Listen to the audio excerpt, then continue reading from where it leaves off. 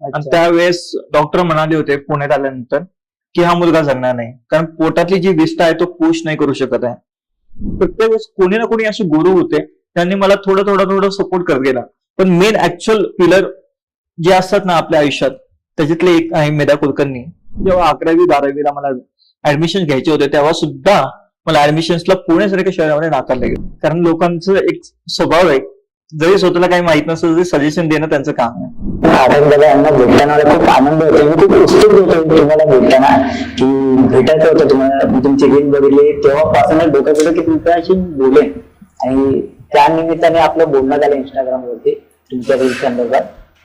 आणि आता मला खूप आनंद होतो की तुम्ही समोर प्रत्यक्षात बसलात आणि मी आता तुमच्याशी बोलतोय. कसं वाटतं तुम्हाला भेटून? खूप छान वाटते दादा, आणि थँक्यू सो मच की आपल्या पॉडकास्ट मध्ये मला इथे इन्व्हाइट केलं. कारण तर आपण खूप दिवस झाला बोलत होतो आणि फायनली आपण आज भेटतोय. खूप छान वाटते, कारण इतके दिवसाचं प्लॅनिंग, एवढ्या दिवसांचं ते थोडंसं आपण काही ना काही चालू विचार करत असतो की कसं भेटायचंय, भेटल्यानंतर काय बोलायचंय, काय करायचं, हे सगळे विचार असतात. फायनली थँक्यू सो मच की इन्व्हाइट केलं. मला आधी वाटलेलं की कदाचित मला तुमचा शेड्यूल भेटणार नाही, आणि पण तुम्ही तुमचा वेळ दिला त्याच्याबद्दल मी सुरुवातीला तुमचे आभार मानतो. आता सध्या तुमची जी लाईफ चालली आहे, प्रेमवाली लाईफ, मला कसं वाटतं आता प्रेम भेटल्यानंतर? नाही, मी म्हणाल खूप प्रेम, खूप सपोर्ट, खूप ऑडियन्स एवढं प्रेम जेव्हा करते, खूप असं घाईवरल्यासारखं होऊन जातं. कारण तसं तुम्हाला मी मगाशी आपण नॉर्मल चिटचॅट करत होतो, त्याच्यामध्ये सांगितलं की माझं युट्यूबचं पण अकाउंट आहे आणि तिथे बऱ्यापैकी 2 लाख सबस्क्रायबर आहे. तिथे पण खूप प्रेम मिळालं. ते प्रेम मिळाल्यानंतर असं वाटलं की आपण इंस्टाग्रामवर यावं, अजून सोशल मीडियावर एक्सप्लोर करावा. थोडे दिवस बरेच व्हिडिओ टाकल्यानंतर सुद्धा इंस्टाग्रामवर फार काही ग्रो नव्हतो झालो मी, कारण मी त्याच्यावर तेवढं ऍक्टिव्ह नव्हतो. पण फायनली एक दिवस असा होता की माझी एक रील अशी ऑटोमॅटिकली व्हायरल जाते, आणि व्हायरल गेल्यानंतर ती पहिली रील जी आहे ती लुटपुट गया सॉन्ग वर केली होती, आणि फायनली एवढं जास्त सडनली व्ह्यूज वाढले, खूप लोकांनी प्रेम दिलं, फॉलोअर्स गेन होत गेले. मग असं खूप छान वाटलं की आता आपल्याला ही जबाबदारी आपल्यावर की आपल्याला फायनली हेच इंस्टाग्रामवर कंटिन्यू करायचं आहे. कारण युट्यूब प्लस इंस्टाग्राम हे दोन्ही खूप मोठी रिस्पॉन्सिबिलिटी आहे, आणि दोन्हीला सोबत घेऊन जाणं खूप महत्वाचं असं वाटतं मला. इंस्टावरती तुमचा लुटपुट गया जे सॉन्ग वरती तुम्ही बनवलेला, तो जस्ट कॅज्युअली बनवलेला पण माझ्यासाठी, की काय विचार करून बनवलेला? असं विचार करून फार नाही बनवला, कारण मी युट्यूबला तोच व्हिडिओ टाकला होता, आणि तोच व्हिडिओ मग मी इंस्टाग्रामला अपलोड करून टाकला. मी विचार केला की काय होत नाहीये पण प्रयत्न करायला काही हरकत नाहीये. आणि मी असं अधूनमधून इंस्टाग्राम युज करायचो. फार असं इंस्टाग्राम मध्ये खूप पुढे जायचंय, खूप करायचंय असं नाही डोक्यात होतं. पण तो व्हिडिओ मी अपलोड केला सडनली. म्हणजे काय झालं की पहिले थोडेसेच व्ह्यूज होते, कारण माझ्या अकाउंटला एवढा रीच नव्हता, किंवा समथिंग अराउंड 1.5-2 हजार फक्त फॉलोअर्स होते.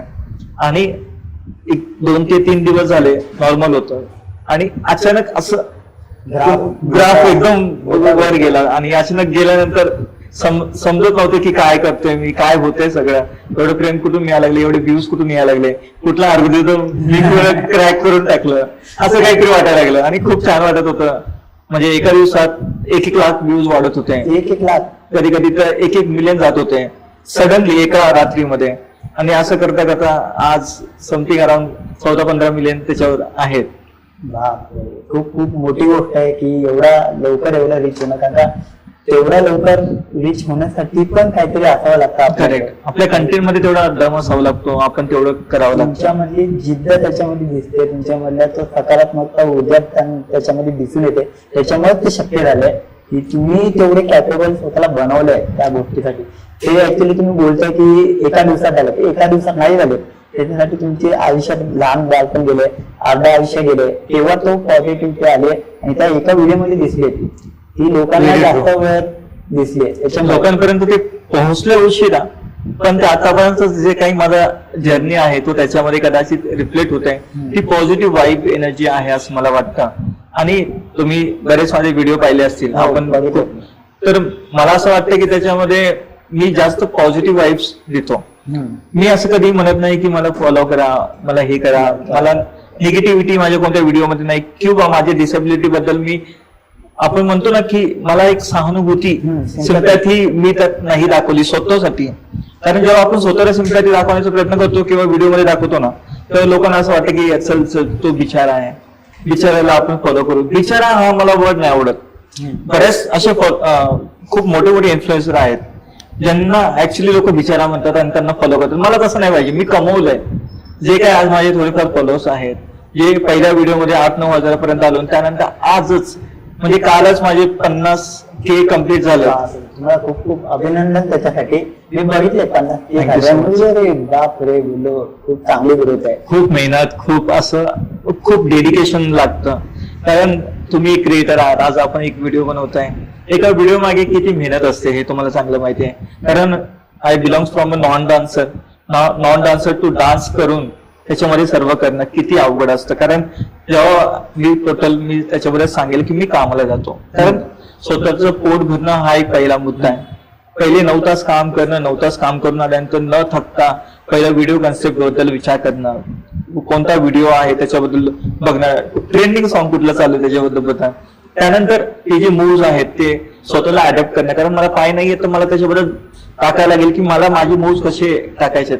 सगळी जी कोरिओग्राफी ती स्वतः मी डिसाईड करतो. आणि त्यानंतर एक प्रॉपर शूट केल्यानंतर त्याला एडिट केल्यानंतर सगळं जे मी करतो एक व्हिडिओ तयार होतो. आणि एवढी सगळ्या मेहनत नंतर 15 ते 20 सेकंड किंवा जास्तीत जास्त 1 मिनिटाचा जो व्हिडिओ आहे तो एक बनतो. तो खूप त्याच्या मागे मेहनत आहे. तुम्हाला म्हणजे हा पण विचार करावा लागत असेल की मी हे गाणं घेतलं तर त्याच्यावरती मला स्टेप काय करता येतील. करेक्ट. ज्याच्याने माझ्या गाण्याचे लिरिक आणि माझी स्टेप मॅच होतील. Correct, exactly. कारण कसं असतं, समजा एक्झाम्पल घेतलं, तुम्ही आहात, तुम्ही जर कोणत्या व्हिडिओ डान्स करताय, तुम्हाला माहिती आहे की दोन्ही पाय आहेत त्याच्यावरून कसं स्टेप होईल. कारण दुसऱ्याने ती केलेली ती कॉपी करायला खूप इझी जात आहे. तुम्ही माझं एक सॉन्ग पाहिलं असेल ज्याच्यामध्ये चोर एक सॉन्ग आहे जो ट्रेंडिंग मध्ये होता, त्याच्यामध्ये बऱ्याच ऍक्टिव्हिटीज केल्यात. जसं मी करेक्ट मेरी हात विलेजा, असं बऱ्याचशा गोष्टी त्याच्यामध्ये. मी झोपतोय, उठतोय, बाकीच्या गोष्टी करतोय, त्याच्यामध्ये मी फिरतोय काय, मी बाकीच्या गोष्टी करतोय काय, एवढ्या जास्त ऍक्टिव्हिटी. आणि ते चोर या सॉन्ग वर कुणीच बनवलं नाहीये तेवढा. सगळ्यांनी लिपसिंग केलंय, कोणी एक्सप्रेशन दिलं, पण डान्स कुणीच नाही केलाय. करेक्ट.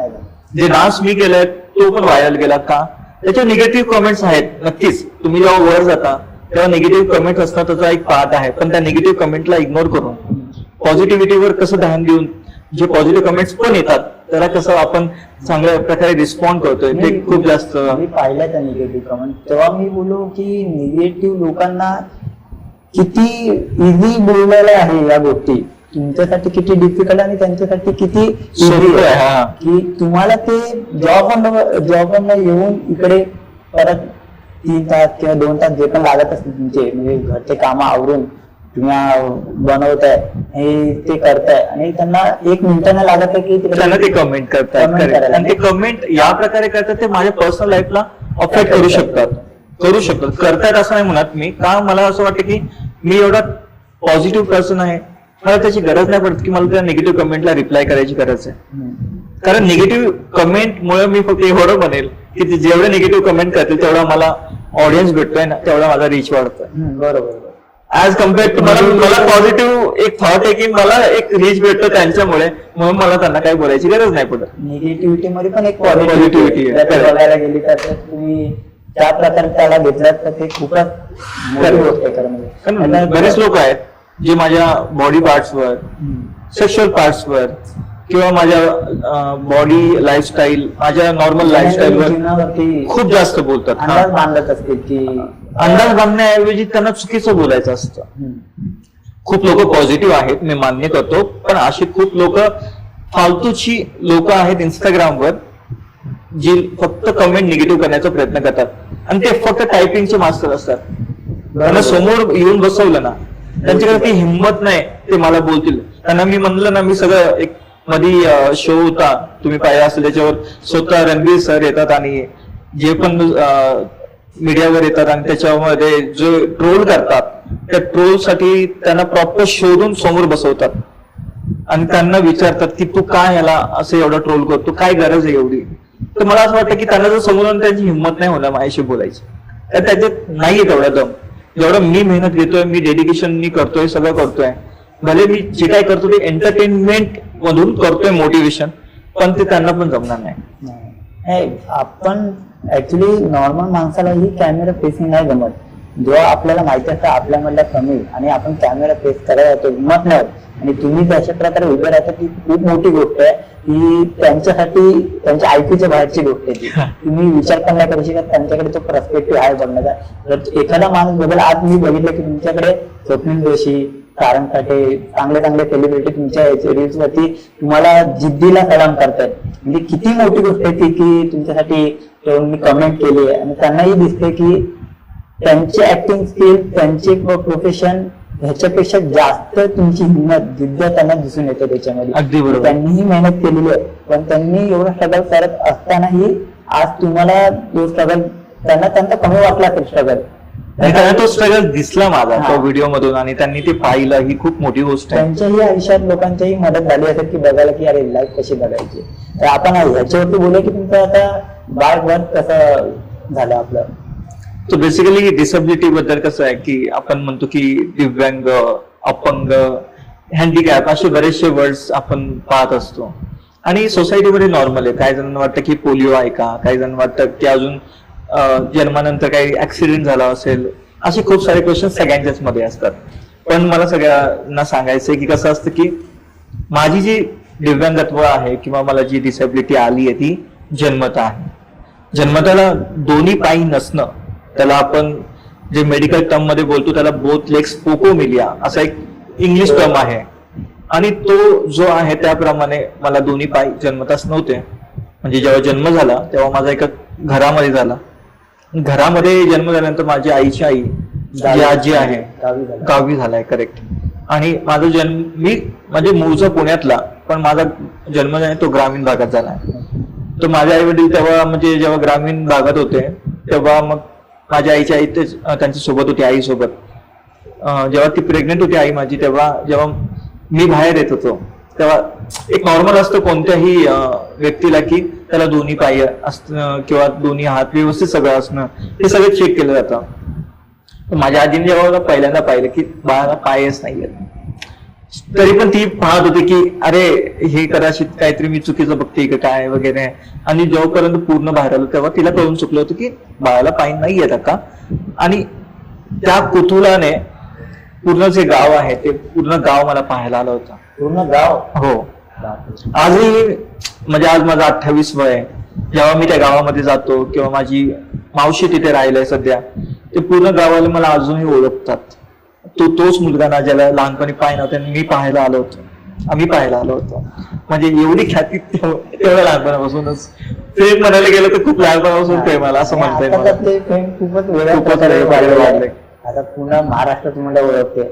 महाराष्ट्र म्हणण्यापेक्षा पूर्ण इंडिया ओळखते. पूर्ण इंडियाचेच आहे. आपलं मेन म्हणजे कसं, आता आपली लँग्वेज मराठी असल्यामुळे मराठी लोकांपर्यंत लवकर पोहोचलं होतं. करेक्ट. माझे फ्रेंड सर्कल आहेत त्यांनाही माहित आहेत तुम्ही. तर Correct. हिंदी ऑडियन्सला मला वाटतं कदाचित कमी वेळ लागतो पोहोचायला, कारण का लँग्वेजमुळे मला पर्सनली वाटतं, माझं चुकीचं मत आहे बरोबर मत आहे मला माहित नाही, पण लँग्वेजमुळे एक थोडा कनेक्ट लवकर होऊ शकतो आपण. पण मला असं वाटतं ना की माझा जो इंस्टाग्राम पेज आहे तो मी मुद्दाहून मी हिंदीमध्ये सगळ्यांशी बोलतो, भले मी मराठी आहे. कारण की समजा माझी जी फॅन फॉलोईंग आहे ती मराठी नसेल, नॉन मराठी पब्लिक असेल, त्यांना समजणार नाही जेव्हा मी लाईव्ह येतो किंवा अजून काही करतो. मराठी एक अशी भाषा आहे जी युनिव्हर्सल आहे नक्की, कारण मराठी ही महाराष्ट्रानंतर कर्नाटक आणि बाकीच्या अदर कंट्रीज मध्ये पण खूप लोकांना कळते सुद्धा. पण तेवढी पब्लिक जी पंजाबमध्ये असेल, हरियाणामध्ये असेल, पाकिस्तानमध्ये असेल, अफगाणिस्तानमध्ये असेल, जिथे माझे व्हिडिओ अजूनही पोस्ट आहेत जे मला इन्साईट मध्ये दिसतात, त्यांच्यापर्यंत त्यांना मराठी कळतच नाहीये. तर मग जर मी मराठी फक्त बोलत राहिलो तर त्यांच्यासाठी एक रेस्ट्रिक्शन असेल असं मला वाटतं. म्हणून मला असं वाटतं की मी हिंदीमध्ये जास्त बोलावं जेणेकरून त्यांना पण समजेल आणि मला जास्त त्यांच्यासोबत कनेक्ट करता येईल. गावाला म्हणजे भेटलं तुम्हाला, म्हणजे गावाला लोक बघायला होते तर ते कसं, म्हणजे त्याच्यानंतरचा प्रवास कसा होता?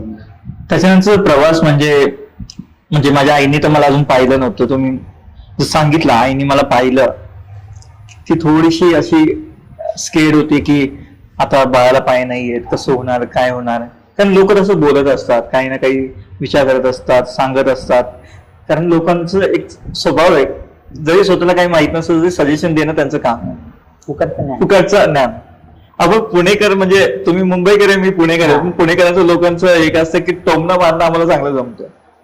आणि पुणेकरातले लोक जे आहेत ते बऱ्यापैकी गावाकडचे असल्यामुळे थोडंफार सजेशन असं देत होते आणि त्यात ते ठीक पण होते त्यावेळेला की मुलाचं कसं होणार ज्याला पायच नाहीये, त्याचं पुढं फ्युचर काय असणार आहे, असं सगळं चालू होतं. आईने ऍक्सेप्ट केलं फायनली, आणि ऍक्सेप्ट केल्यानंतर मग आई वडील जे सोबत आहेत त्यांनी मला वाढवायला चालू केलं. वाढवायला चालू केल्यानंतर जोपर्यंत मी लहान आहे 2-3 वर्षापर्यंत तोपर्यंत ठीक होतं की सगळं ठीक चालू आहे. आणि ठीक चालल्यानंतर मग कुठे ना कुठे विचार आला की याला आता स्कूलला टाकणं गरजेचं आहे. माझा मोठा भाऊ ऑलरेडी आहे, मला मोठा भाऊ आहे आणि एक लहान भाऊ आहे. लहान भावाचा अजून जन्म झाला नव्हता, पण मोठा भाऊ जेव्हा सोबत होता त्याला नेहमी बघायचं की तो खूप छान असं स्कूलमध्ये जायचा, असं युनिफॉर्म वगैरे जायचा तेव्हा, म्हणजे माझ्यापेक्षा 2 वर्षांनी मोठा असल्यामुळे मग माझी इच्छा झाली की मला शिकणं गरजेचं आहे आता. आणि मी तेवढा खूप जास्त ऍक्टिव्ह होतो, आणि ऍक्टिव्ह असल्यामुळे भले मला पाय नाही येत, पण पाय नसलं तरी मला हे होतं की मला शिकायचंय, मला ती जिद्द होती. तेव्हापासूनच ती जिद्द माझ्या त्या अंगात भिनलेली होती असं मी म्हणू शकतो. माझी आई खूप त्यावेळेस मला तिने मदत केली, कारण ज्या माऊलीने मला जन्म दिला त्या माऊलीने नंतर माझ्यासाठी खूप काही केलं असं पण म्हणू शकतो. कारण ती मला तिच्या कमरेवर बसून जवळच्या स्कूलमध्ये मला घेऊन जायची, आणि तिथे एक मराठी स्कूलमध्ये घेऊन तिथे मला ऍडमिशन पण करून दिले. हे सगळं करत असतानाच एक डॉक्टर आहेत, आणि लहानपणी माझी जी पोटात आपण म्हणतो की विष्ठा असते ती अडकली होती खूप लहानपणी, म्हणजे अक्षरशः 2-3 वर्षाचाच असेल. आणि त्यावेळेस डॉक्टर म्हणाले होते पुण्यात आल्यानंतर की हा मुलगा जगणार नाही, कारण पोटातली जी विष्ठा आहे तो पुश नाही करू शकत आहे. आणि असं सगळं झाल्यामुळे मग आई वडिलांनी थोडीशी आशा त्यांची कमी झाली की असं कसं काय, म्हणजे बाळ आम्ही एवढं वाढवलं, तोही चांगला रिस्पॉन्ड करतोय, आणि सडनली त्याला तुम्ही म्हणताय की तो नाही राहू शकत आणि तो जगू नाही शकत. डॉक्टर एकच म्हणाले की ह्या मुलाचं पुढं आयुष्य काही नाहीये, तुम्ही या मुलाला तसे जगणार नाहीये, मी म्हणेल की तुम्ही याला हे करून टाका. आता बरेचसे असे पॅरेंट्स आहेत ज्यांचे त्यांना मुलगी होते तरी ते फेकून देतात, किंवा त्यांना आपण बऱ्याच जण बघतो की मुली कचऱ्या पेटीत असतात, नदी पात्रात भेटतात. आणि असा एक मुलगा ज्याला ऑलरेडी दिव्यांगत्व आहे, अपंगत्व आहे, तो मुलगा कसं सर्व्हाइव्ह करणार. माझ्या आईने एकच विचार केला, मुलगा तसाही मरणार आहे, पोटात विष्ठा अडकली आहे, एकच काढू शकतो की जे काय होईल ते बघता येईल. तिने मला पकडलं, जोरात माझं पोट दाबलं जोरात, आणि त्याच वेळेस मी खूप जोरात रडलो असेल, आणि ते माझ्या पोटातून बाहेर पडले. तेव्हापासून आजपर्यंत मी जिवंत आहे. आणि त्या डॉक्टरांना मला आजपर्यंत मला भेटायचंय की त्यांना सांगायचं की सर मी अजूनही जिवंत आहे. तुमच्या आईमुळे किती तुम्हाला पुढे असं म्हणलं की त्या माऊलीने मला जीवनदान दिलं. जीवनदानाचा तो जन्म पहिला होता, पहिला जन्म हा दुसरा जन्म आहे असं मी म्हणू शकतो. त्या दुसऱ्या जन्मानंतर मी आजही त्या जन्मात आहे. कारण बरेचशी अशी मुलं असतात ती लवकर वयात देवाच्या घरात जातात, पण मला असं वाटतं की त्या आईच्या स्वरूपात देवच होता जिने मला ऍक्च्युली घडवलं. बाबांचा कथा, बाबांचं मी नक्कीच मी पुढे येईल बाबांच्या सपोर्ट बद्दल, कारण ते खूप त्यांनी पण सपोर्ट दिलाय.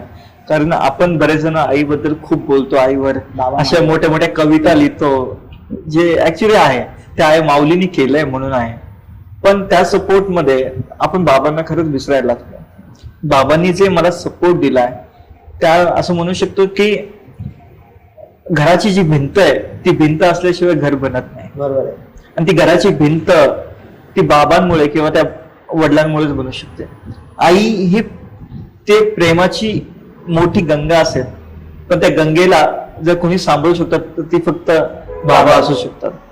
बाबांनी मला कसा सपोर्ट केला, मी असं म्हणेल की माझं हे लहानपण जात होतं, आणि त्याच लहानपणीमध्ये माझे बाबा मला नेहमी फक्त मोरा सपोर्ट देत होते, पण सोबतच मला शिकवत पण होते. कारण आई वडील सोबतीने मला तेवढं प्रेम देत होते. माझे पॅरेंट्स किंवा माझे आई वडील जर माझे तेवढे सपोर्ट तेवढ्या लहानपणापासून देऊ शकले नसते, कदाचित तुम्ही मला आज मला पाहू शकलं नसता.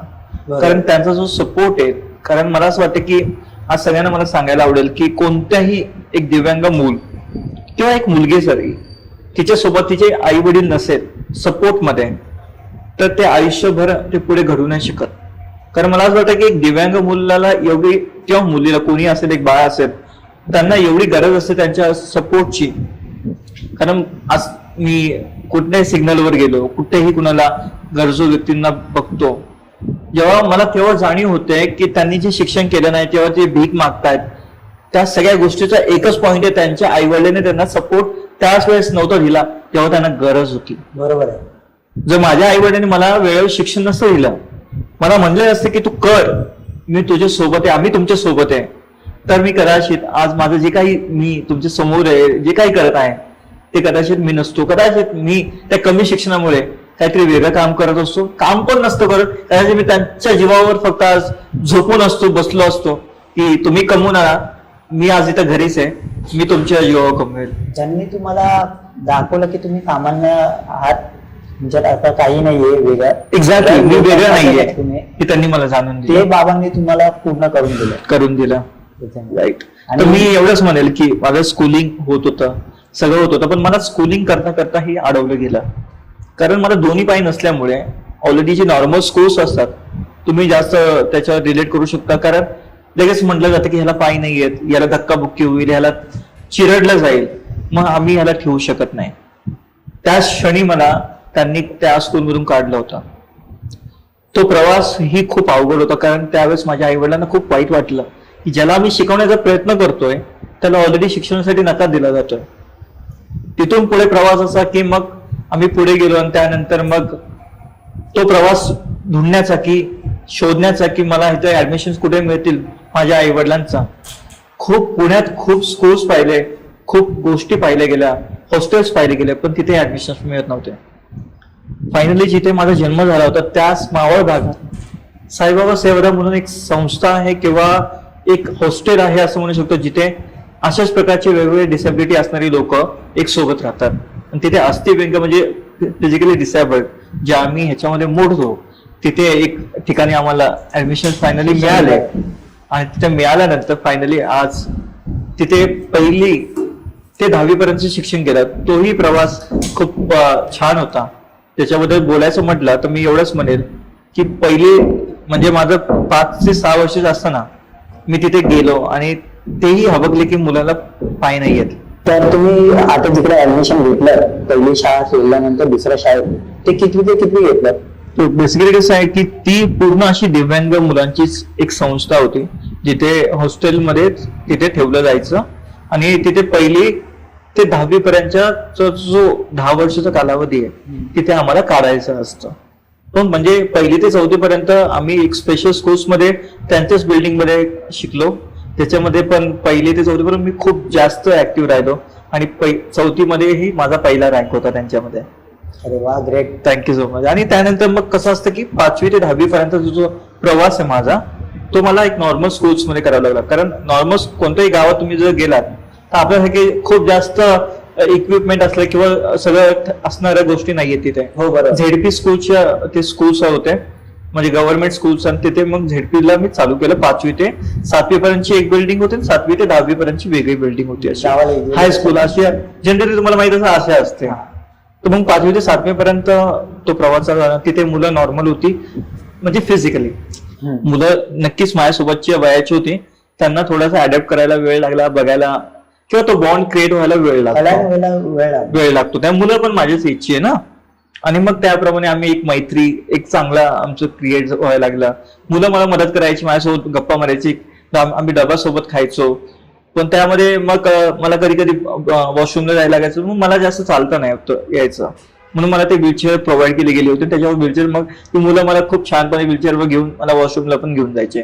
असा खूप चांगल्या प्रकारचा सपोर्ट होता जो मला 10वी पर्यंत मिळाला. आणि त्यांच्या नजरा मला त्रास नव्हते देत, पण कधी कधी हा तरी वाटायचं की मी यांच्यासोबत जरी आहे तरी यांच्यासोबत खेळू शकत नाहीये. कारण ते ग्राउंडला जात आहे, ग्राउंडला फुटबॉल मॅच क्रिकेट हे सगळं खेळतात.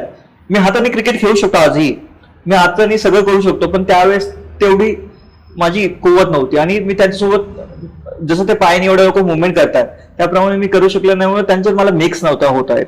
आणि तो कुठे ना कुठे मला त्रास व्हायचा की मला देवानी पाय का नाही दिला, कमीपणा जाणवतो कमी आहे असं तेव्हा जाणीव वाटली मला पहिल्यांदा की देवा मला का नाही पाय दिले, यांच्यासोबत का नाही मी खेळू शकत आहे. तर त्या बालवयात तर काय कळणार आहे मला. आणि तेव्हा असं कधीतरी खूप रडू यायचं, कधीतरी वाईट वाटायचं आई वडिलांपासून लांब हॉस्टेलमध्ये आहे. आई वडील पुण्यामध्ये असतात आणि हे सगळं असल्यामुळे इथेही मुलांमध्ये जिथे मला मिक्स व्हायचं तिथे सुद्धा मला पाय नसल्यामुळे हा जो त्रास व्हायचा, लोक मला पैसे द्यायचं प्रयत्न करायचे, काही जण जे येऊन जाऊन मला बघायचे, तेही मला कधी कधी वाईट वाटायचं. पण तेव्हा कळत नव्हतं, कमी एज असल्यामुळे, आणि त्यामुळे मी ते घ्यायचं सुद्धा. आणि ह्या सगळ्या गोष्टी त्या होत होत्या 10वी पर्यंत. 10वी पर्यंत मी म्हणेल की मला 78% पूर्ण महाराष्ट्र बोर्डमध्ये जे असतं त्याच्यामध्ये मी पहिला होतो. 78 येस. म्हणजे मी सगळ्या प्रॉब्लेम्सना घेऊन एक अभ्यासाकडे लक्ष देणं आणि तो डेडिकेशन करणं हा प्रकार तुमच्यामध्ये आधीपासून. अगदी म्हणजे मला ही जाणीव पहिल्यापासून होती की माझ्या आईवडिलांनी मला लांब ठेवलंय, पण त्याचं चीज करून मला दाखवायचं. ज्यांनी मला आयुष्य दिलंय, एक दुसरं जीवन दिलंय, त्या जीवनाचं मला एक सार्थक करायचं आणि ते सार्थक करणं माझ्या हातात आहे. जर मी गेलं ना, मी चांगले मार्क्स पाडले, आता मी मेहनत घेतली, तर कदाचित मी जगाला दाखवू शकेल, मी माझ्या आईवडिलांना प्राऊड फील करून देऊ शकेल की मी काहीतरी करू शकतोय, तुमच्यासाठी करू शकतो, माझ्यासाठी करू शकतोय. कारण त्यांनी एवढी मेहनत करत आहे तर मला माझं इनपुट देणं खूप गरजेचं होतं. आणि शाळेत म्हणजे ऑब्व्हियसली तुम्ही हुशारच होतात. हा, मी ऍव्हरेज स्टुडंटच्या वर होतो असं म्हणता येईल. खूप जास्त हुशार नाही किंवा खूप जास्त डम पण नाही. मी बऱ्यापैकी चांगला होतो आणि मार्क्स पण चांगले होते, मित्र परिवार चांगला होता, सगळ्यांनी मला सपोर्ट केले. मी वेळोवेळी मला टीचर्स खूप मोटिवेट करायचे, खूप चांगले शिकवायचे, ते चांगलं मला हे करायचे. म्हणजे मी 1ली ते 10वी पर्यंत माझा पूर्ण मराठी मीडियमचा प्रवास आहे. म्हणजे मला इंग्लिश आवडायचं, पण इंग्लिश आवडायचं त्याप्रमाणे माझं इंग्लिश आता बऱ्यापैकी चांगलं आहे. पण त्यावेळेला माझी 8वीला असताना मी सेमी इंग्लिश ट्राय केलं होतं. तुम्ही एक समजू शकता की मराठी मुलीला जेव्हा सेमी इंग्लिश घेतो त्याला किती अवघड जातं, नवीन पडतं ना सगळं. इंग्लिश समजत नंतर त्याला सेंटेन्स मेकिंग जमत नाही.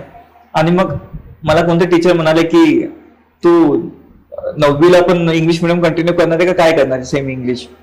मग मी त्यांनी अजून एक सजेशन दिलं होतं की 9वी हा 10वीचा पाय, करेक्ट. मग तुला जर 9वीलाच मार्क्स कमी पडले तर मग 10वी तुला अवघड व्हायला होईल, आणि तिथेच मग तुझं म्हणजे 10वी जर पास आउट नाही झाला मग अजून पुढे प्रॉब्लेम चालू होतात.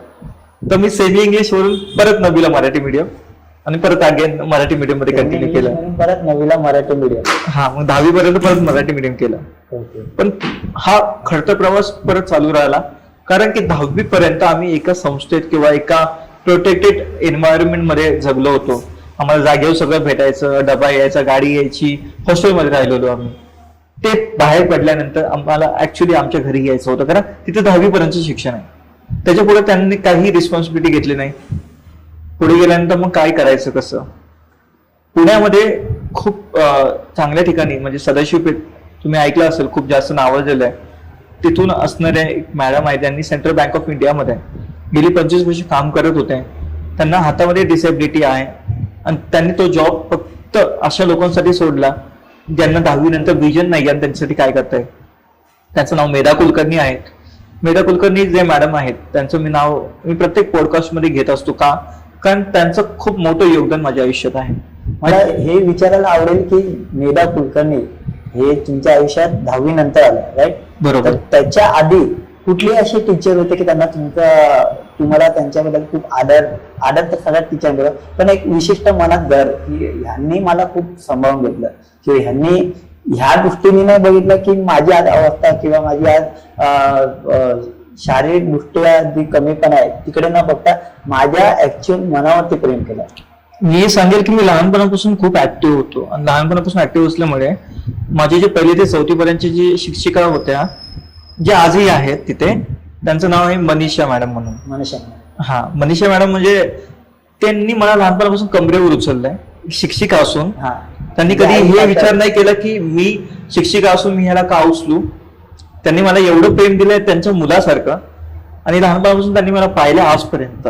त्यांनी मला खूप गायडन्स दिलाय, प्रेम दिलाय, मला नेहमी माझ्यासोबत राहिल्यात आणि मला मोटिवेशन देत राहिलेत की तू करू शकतो. मी हायस्कूलला वगैरे असताना देखील माझे जे हायस्कूलचे टीचर्स होते, घाटकर मॅडम, मराठे मॅडम, किंवा माझे आठवण आहे की वाघमारे मॅडम म्हणून होत्या, असे बरेचसे टीचर्स होते जे खूप जास्त मला मोटिवेट करत राहायचे. आणि माझी त्यावेळेस पण इंग्लिश बऱ्यापैकी ठीक होती, म्हणजे अशी होती की अदर स्टुडंट्सच्या कंपॅरिझन मध्ये माझी बऱ्यापैकी चांगली होती. त्यामुळे एक काइंड ऑफ थोडा फेमस होतो तेव्हा सुद्धा की बाबा मला बऱ्यापैकी इंग्लिश चांगली येते, त्याला समजतं तरी ऍटलिस्ट. कारण जो मराठी मीडियम म्हणून मुलगा असतो त्याला समजणं पण त्यावेळेस मोठी गोष्ट असते. त्यामुळे प्रत्येक जण मला त्या वेळेला खूप मदत करायचे. मी लहानपणी कविता लिहायचो. कविता लिहित असताना म्हणजे मी हा पहिला पॉडकास्ट ज्याच्यामध्ये शेअर करतोय, हा मी कोणत्याच पॉडकास्टमध्ये मेन्शन नाही केलं की मी कविता लिहायचो, मी लेख लिहायचो. ज्याच्यामध्ये मला आमचे एक मराठी मॅडम होते, त्यांनी मला सांगितलं होतं की तुझा जो लेख आहे तो तुझ्या कमी वयात खूप छानपणे लिहिलाय. मला आता तो विषय आठवत नाही, पण त्यांनी मला पूर्ण वर्गासमोर माझी टाळ्या वाजवल्या होत्या की ह्या मुलांनी खूप छानपणे या वयात प्रोत्साहन दिलं. प्रोत्साहन देण्यापेक्षा पूर्ण सगळ्यांपेक्षा त्यांनी काहीतरी वेगळा विचार केला. त्यावेळेस त्यांनी मला म्हणजे प्रत्येक वेळेस कोणी ना कोणी असे गुरु होते, त्यांनी मला थोडं सपोर्ट करत गेला. पण मेन ऍक्च्युअल पिलर जे असतात ना आपल्या आयुष्यात, त्याच्यातले एक आहे मेधा कुलकर्णी, ज्यांनी 10वीला असताना आमच्या ते संस्थेत हॉस्टेलमध्ये आले होते आणि त्यांनी चेक केलं की मुलांना 10वी नंतर काय करायचंय. कारण 10वी पर्यंत सगळ्यांना माहित, 10वी पर्यंत कोणत्या ब्रांचेस आहेत, काय करायचंय, 10वी नंतर खरंच शिकायचंय का. कारण बरेचसे असे फिजिकल डिसेबल्ड मुलं आहेत, मुली आहेत, स्टुडंट्स आहेत, ते 10वी नंतर शिकतच नाही. तुम्ही जर कधी ऑब्झर्व केलं तर बरेचसे तुम्ही म्हणजे भेटायला जा कधी कोणाला आणि तेव्हा तुम्हाला जाणून येईल की बरेचशी लोक 10वी नंतर शिकले नाहीयेत. बरोबर. का? कारण त्यांच्या आईवडिलांनी एक तर त्यांना सपोर्ट दिला नाही, दुसरी गोष्ट त्यांच्याकडे तेवढी फायनान्शियल कंडिशन नव्हती, तिसरी गोष्ट त्यांची डिसेबिलिटी त्यांच्या आड येते, चौथी गोष्ट त्यांना त्यांचा इंटरेस्ट नसतो. या 4 पॉइंट्स मध्ये आहेत. काही जणांना ऍक्च्युअली सपोर्ट मिळतोय पण त्यांना करायचं नाहीये. हा एक मुद्दा आहे जे लोक बघत नाहीत. काय काय म्हणजे बऱ्याच लोकांना मला हे पण सांगायचं की त्यांना घर बसल्यापासून फक्त त्यांच्या आई वडिलांचा सपोर्ट पाहिजे. हा चुकीचा आहे. तुम्हाला डिसेबिलिटी आहे म्हणून तुम्हाला कोणी कीव दाखवावं हे चुकीचं आहे. तुम्हाला तुमचं हिशोबाने जर काम केलं, तुम्ही मेहनत घेतली, तर आज कदाचित तुम्ही माझ्याच ठिकाणी असता. तुम्ही मेहनत करून जर पुढे गेलात तर तुम्हाला कोणाकडे मागायची गरज नाही पडणार. पण ह्याचा ऍक्च्युअल खरा मुद्दा असा आहे की त्यांची डिसेबिलिटी ही त्यांच्या मनाला ऍक्सेप्ट आहे, पण हे जेव्हा त्यांना समाज जाणून करून देते ना, तू काहीतरी वेगळं आहे, तू काहीतरी वेगळं, तेव्हा त्यांना कुठेतरी बाहेर पडायला कठीण होतं, मला असं वाटतं. त्याच्यामुळे ते मला असं वाटतं की ते तिकडेच अडवून राहतात. जसं तुम्हाला आई वडील होते आणि त्यांनी खंबीरपणे तुमच्या पाठी उभे राहिले आणि तुम्हाला कोणालाही हातात द्यावं न लागलं, तसं त्यांच्याकडे एक खंबीरपणा आहे, पण कुठे ना कुठेतरी त्यांचं मन हे बाहेर पडणं इतकं स्ट्रॉंग झालं नाहीये, कमकुवत आहे. हा प्रकार त्यांच्यामध्ये मला वाटतं जास्त असावा, म्हणून ते तेवढं पुढे जात नाही की ते एक दुसऱ्या गोष्ट म्हणजे डिप्रेशन, त्या गोष्टीमुळे डिप्रेशन पण येऊ शकतं, मन पण हावी होऊ शकतं त्यांच्यावरती. त्याच्यामुळे त्यांना बाहेर पडायला कम्फर्टेबल नसेल पडेल, 4 लोकांमध्ये उठा बसायला कम्फर्टेबल नसेल पडेल. हा मला मुद्दा, हा सगळ्यात चांगला मुद्दा आहे. मी म्हणाल की याच्यामध्ये पण आपला जो पॉझिटिव्ह पर्स्पेक्टिव्ह असतो ना, तो तिथे खूप मॅटर करतो. मलाही अंदाज आहे. मला असं वाटतं की बऱ्याच जणांना पोलिओ असतो, दोन्ही पायांचा प्रॉब्लेम आहे, चालता येत नाही. पण मला असं वाटतं की दोन्ही पाय नसतं हा सगळ्यात जास्त सिव्हिअर डिसेबिलिटी आहे, मला असं वाटतं. काही जण असे पण आहे ज्यांना हात आणि दोन्ही पाय नाही, जे आता सध्या आउट ऑफ कंट्रीमध्ये पण आणि इंडियामध्ये पण खूप कमी याच्यामध्ये, आणि इंडियाच्या सगळ्यात कमी रेशोमध्ये माझी बऱ्यापैकी एक सिव्हिअर डिसेबिलिटी मध्ये जातं. बरोबर. पण मला असं वाटतं की जर सिव्हिअर डिसेबिलिटी असून मी एवढं पॉझिटिव्ह वाईब मध्ये, एवढ्या पॉझिटिव्ह थिंकिंग मध्ये मी पुढे जाऊ शकतो. भले मला शिक्षण वेळ मिळालं, मला सगळं आई वडिलांचा सपोर्ट मिळाला, पण कुठे ना कुठे माणूस म्हणून तुमची एक स्वतःची जबाबदारी असते. त्या जबाबदारीमध्ये स्वतःचा विचार स्वतःला करावा लागतो. तुम्हाला लोक काय म्हणतील, सोसायटी काय म्हणतील, किंवा तुम्हाला किती दाबलं जातंय ह्याच्यापेक्षा तुम्ही स्वतःला किती वर आणताय हे सगळ्यात महत्वाचं मला वाटतं. तुम्ही समाजाला कसं इग्नोर करून पुढे जाऊ शकता त्याच्यावरती सगळं आहे असं मला एक्झॅक्टली. जे तुम्ही केलं, एक्झॅक्टली, समाजाला बाजूला ठेवलं आणि तुम्ही त्यांच्याकडे लक्ष दिलं जे तुमच्यावरती प्रेम करतायत. अगदी बरोबर. काय बोलताय त्याच्यावरती लक्ष नाही देत. अगदी बरोबर. तुम्हाला निगेटिव्ह करतात ते निगेटिव्ह करतच जाणार आहे, जे तुम्हाला पॉझिटिव्ह करतात ते तुमच्या अजून ग्रोथचा विचार करतील. हा तुम्ही विचार बघितला त्याच्यामुळे तुमचाही फायदा झाला त्याच्यात. तर मी आता दुसरा मुद्दा विचारेन की जो तुम्ही आता मेधा कुलकर्णी आल्या त्याच्यानंतर तुमच्या लाईफ मध्ये काय बदलाव आला, त्यांच्या दृष्टिकोनामधून तुम्ही कसं बदलात, म्हणजे तुम्हाला काय सकारात्मकता आली, तुमच्या आयुष्यात काय बदल झाला ते मला सांगायला. तर याच्यामध्ये मी खूप जास्त मला त्यांचं थँक्यू म्हणायला लागेल. कारण की 10वी पर्यंत मी जर सांगितलं, त्यांनी पहिल्या गोष्ट आम्हाला हे क्लॅरिफिकेशन दिलं की 10वी नंतर किती रिसोर्सेस बाहेर आहेत. आपण बरेच वेळा आर्ट्स, कॉमर्स, सायन्स हे स्ट्रीम बद्दल ऐकलंय, पण त्याच्या व्यतिरिक्त पण भरपूर स्ट्रीम्स आहेत जे आर्ट्समध्ये पण आहेत आणि खूप साऱ्या गोष्टींमध्ये आहेत. त्यांनी म्हणजे जेव्हा मी ऍक्च्युली पुण्यात आलो, ते पण पुण्याचे आहेत, तर म्हणजे मावळ भागातून पुण्यात येणं, कारण एक जुन्या विचारपर्यंत एक मॉडर्न थिंकिंग पुण्यात येणं आणि त्यानंतर आपल्याला खरं कळणं की सोसायटी काय आहे. सोसायटी काय असते की, तर मला जी डिसेबिलिटी आहे किंवा दोन्ही पाय नाही आहेत, लोकांची नजरा मला खूप त्रास द्यायच्या, कारण मी ऑलरेडी त्या प्रोटेक्टिव्ह एन्व्हायरमेंटमधून बाहेर आलो होतो आणि मला लोकांच्या त्या नजरेची सवय नव्हती.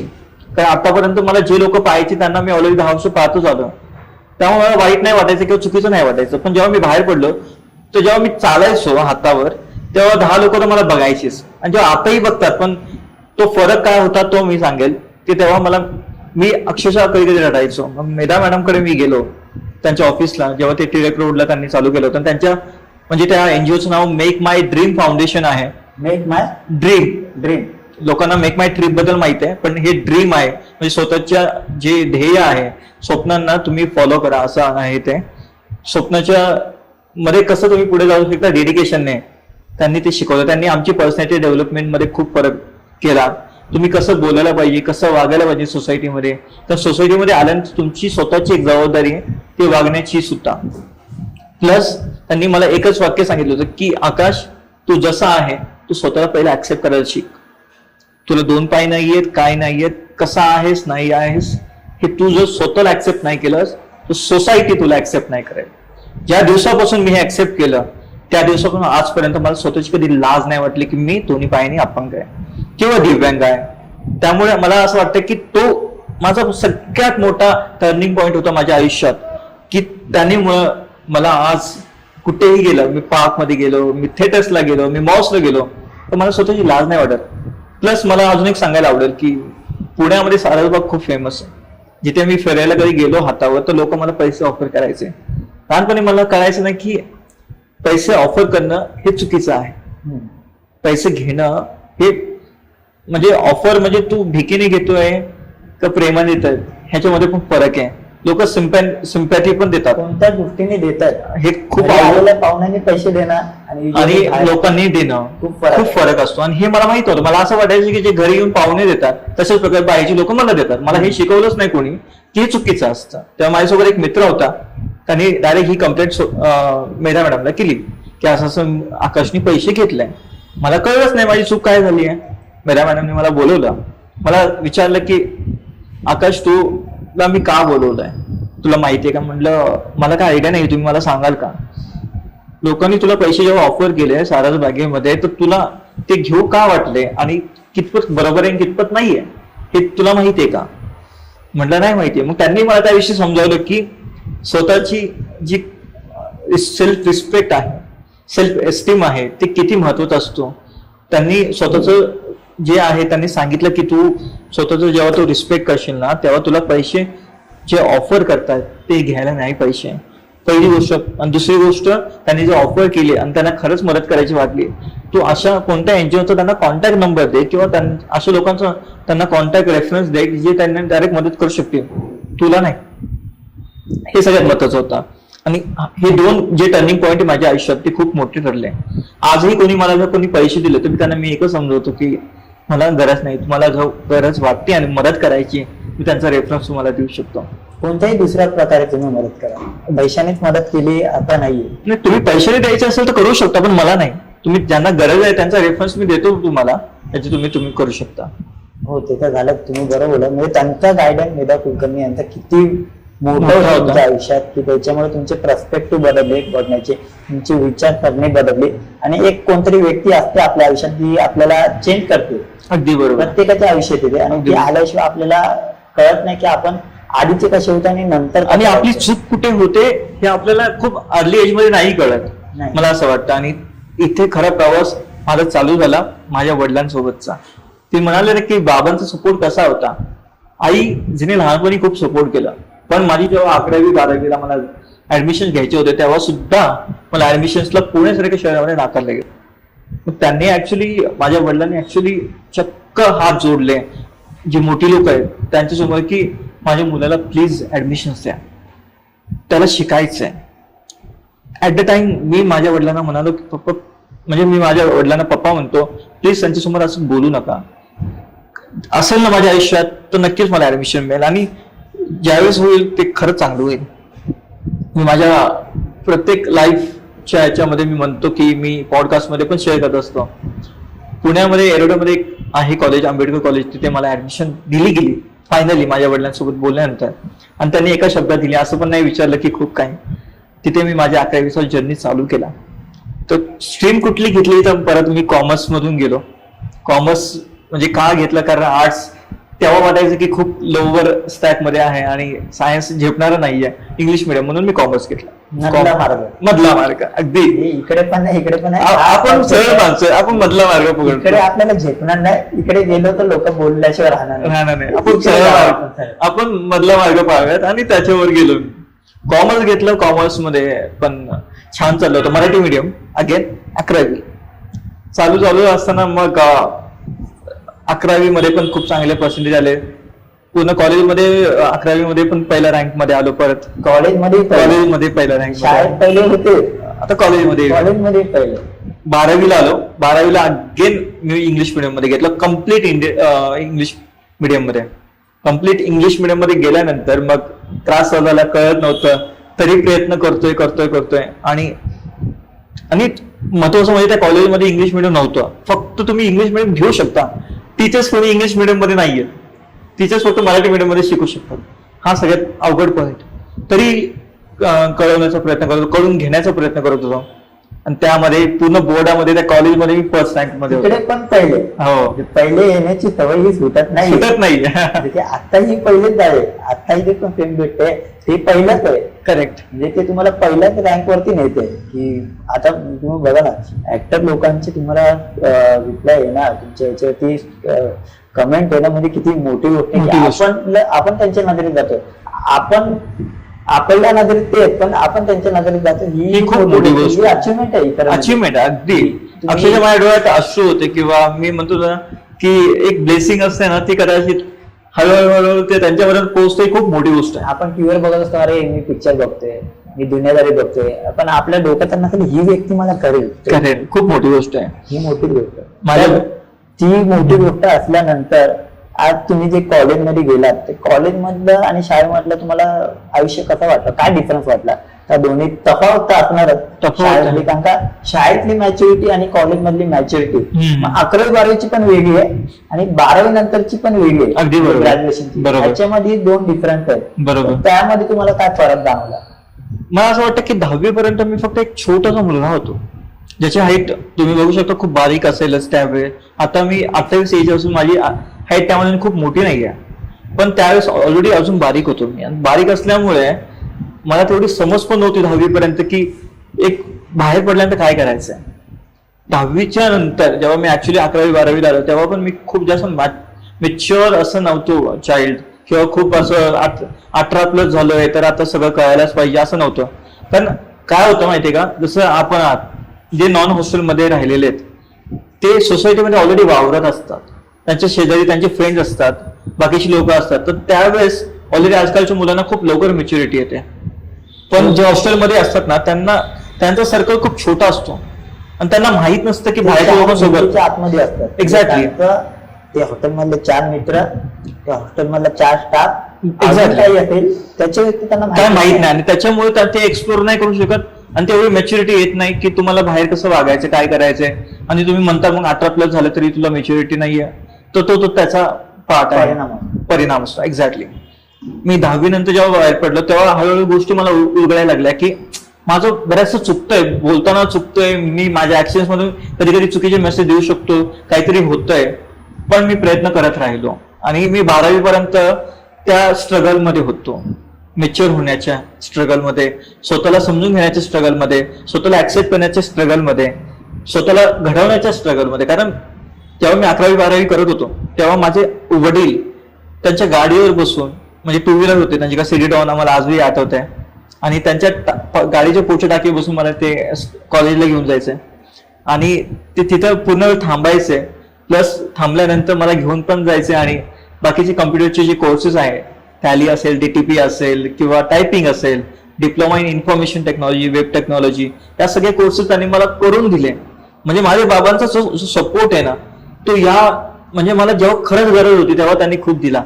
कारण यावेळेस मला खरंच गरज होती. 10वी पर्यंत प्रत्येक चाइल्ड शिकतो, त्यानंतर काय आहे ना, माझ्या बाबांचा जो सपोर्ट आहे तो इथं चालू होतो. दुनियामध्ये सर्वाइव्ह करण्यासाठी ज्या गोष्टी लागतात तेव्हा माझ्या बाबांनी मला मदत केली आणि त्यांनी मला शिकवलं की तू स्वतःच्या हिमतीवर सगळं करू शकतो, तुला कुणाला मागायची गरज नाहीये. त्यांनी त्यांचा वेळ दिला, त्यांनी त्यांचं काम सोडून मला वेळ दिला, सगळं केलं माझ्यासोबत, थांबले. ही खूप मोठी गोष्ट आहे. कारण एक पॅरेंट त्याच्यासोबत थांबणं खूप मोठी गोष्ट आहे. हे सगळं झाल्यानंतर सुद्धा त्यांनी मला कधी साथ नाही सोडली. कारण मी पहिले व्हीलचेअरवर होतो. व्हीलचेअरवरून मी 3 चाकी सायकल जी अपंग मुलं चालवतात त्याच्यावर आलो. त्याच्यावर मला एक नकली पाय, प्रोस्थेटिक लेग्स म्हणतो आपण त्याला, ते पण लावले गेले होते with the help of make my dream foundation, ज्यांनी फंड रेझिंग केला. जे संचित हॉस्पिटल जे पुण्यामध्ये आहे ते खूप फेमस आहे, त्यांच्या थ्रू बनवले गेले, जे समथिंग खूप मोठ्या लाखांमध्ये खर्च झाला. ते पाय बनवल्यानंतर मी गेली 2 ते 3 वर्ष त्यानंतर ते घालून मी ते कोर्स करायला त्या 3 चाकी सायकलला जायचो. आणि मी आय थिंक माझा हा फर्स्ट पॉडकास्ट आहे याच्यामध्ये मी मेन्शन करतोय प्रॉपरली. त्यानंतर मला आठवतं की ते झाल्यानंतर मला ती 3 चाकी सायकल कमी वेट असल्यामुळे ती चढवता येत नाही, कारण ती एवढी जास्त हेवी असते आणि चढ आला की चढणार नाही. त्यामुळे माझ्या बाबांनी हे सगळं पाहून त्यांनी कर्ज घेऊन तर मला त्यांनी 2 व्हीलर दिली. जी 2 व्हीलर मी आज घेऊन आलो TVS विगो, ती त्यांच्या मेहनतीची आहे. इकडेही बाबा सोबत आहे, इकडेही बाबा सोबत आहे. बरोबर आहे. म्हणजे अक्षरशः कधी कधी मला खूप असं मन भरून येतं, रडू येतं की माझ्या बाबांनी मला कधी साथ सोडली नाहीये. आणि मला असं वाटतं की आज ते काही कमवत नाहीयेत, पण आज मी हक्काने म्हणू शकत की हा आता ते रिटायर्ड आहेत. पण मी आज माझे बाबा जॉब पहिले करायचे, त्यानंतर ते ट्रान्सपोर्ट बिझनेस मध्ये आले. ट्रान्सपोर्ट बिझनेस स्वतःच असल्यामुळे एका टायमानंतर तो बिझनेस ठप्प झाला. त्या दिवसापासून ते सोशल वर्क करतात. सोशल वर्क मध्ये ते आपण टेलिग्राम बद्दल ऐकलं असेल, जे ऑनलाईन ऍप आहे त्याच्यामध्ये वधूवर सूचक मध्ये ते ऍडमिन आहेत मोठ्या लेवलला, आणि पूर्ण महाराष्ट्रभर त्यांची आणि कर्नाटकाची ओळख आहे, जिथे त्यांनी फ्रीमध्ये समथिंग आता 10,000 पेक्षा जास्त लोकांना त्यांनी फ्रीमध्ये लग्न लावून दिली. खूप मोठी गोष्ट आहे. आणि ते सोशल वर्क कुठे ना कुठे माझ्यामध्ये पण थोडंसं भिनलं, त्याच्याबद्दल मी नक्की बोलेन. पण हा जो प्रवास आहे तो वडिलांमुळे अगदी इनकम्प्लीट होता. त्यांनी मला गाडी दिली आणि ऍक्च्युअल स्वावलंबन माझा तिथं चालू झालं. मला असं वाटतं की आपल्या आजूबाजूचे लोकांचे तर आहेत गुण आपल्यामध्ये येतात, पण आपल्या आई वडिलांचे पण गुण कुठे ना कुठे आपल्यामध्ये पास होतात.